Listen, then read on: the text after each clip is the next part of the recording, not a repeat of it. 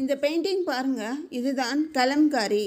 இஓசி company 1605 இதுக்கு தான் இங்கே ஃபேக்ட்ரி வச்சாங்க. இந்த துணியை ஈரோப்புக்கு கொண்டு போய் விற்று தான் டச்சுக்காரங்க ரிச் ஆனாங்க. இன்றைக்கும் மசிலிப்பட்டினத்தில் கலம்காரி அப்படிங்கிறதுக்கு ஜிஐ டேக் இருக்குது. ராமாயணம், மகாபாரதம் போன்ற கதைகளை உணர்த்துவதாகவும் இந்த பெயிண்டிங்ஸ் இருக்கும். இந்த பார்த்தீங்களா, கிருஷ்ணர் படம், ராதை படம்லாம் இருக்குது பார்த்தீங்களா, புரியுதுங்களா?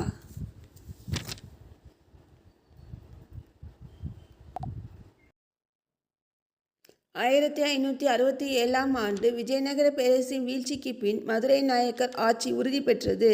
தமிழகம் 72 பாளையங்களாக பிரிக்கப்பட்டது. மையப்படுத்தப்பட்ட ஆட்சி இல்லாத இந்த அரசியல் வெற்றிடமே பிற்காலத்தில் ஆங்கிலேயர் தமிழ்நாட்டில் நுழைய வழிவகுத்தது. 1600 ஆண்டு ஆங்கிலேயர் வர காரணமாக அமைந்தது. அப்புறம் படிப்படியாக வியாபாரிகள் ஆட்சியாளராக மாறினர்.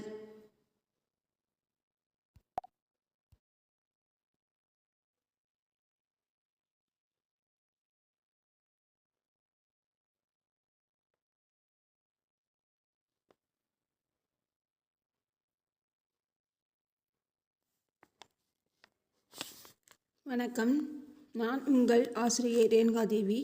Welcome to future vision academy. சிறந்த காட்சியை பார்க்கணும்னா மிக கடினமான ஏற்றத்தை ஏற வேண்டும். உன் லட்சியம் உன் பாதை தீர்மானிக்கும். உன் உழைப்பு உன் கனவை நனவாக்கும். உன் விடாமுயற்சி உன்னை உச்சிக்கு கொண்டு போகும். உன் நம்பிக்கை ஒவ்வொரு நாளையும் புது வாய்ப்பாக மாறும். நீ நம்பு, நீ முயலு, நீ சாதிப்ப, வெற்றி நிச்சயம்.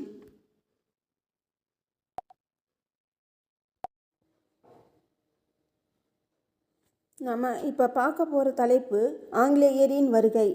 1600 வணிகத்துக்காக வந்த ஆங்கிலேயர்கள் 200 வருஷம் இந்தியாவை ஆண்டு வந்தனர்.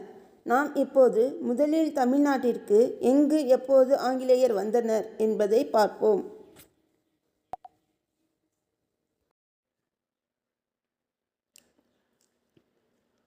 இப்போ நம்ம பார்க்க போகிறது தலைக்கோட்டை போர். 1565 விஜயநகர பேரரசின் வீழ்ச்சிக்கு காரணமான போர். எங்கே நடந்துச்சு அப்படின்னா, இந்த தெரியுது பாருங்கள்,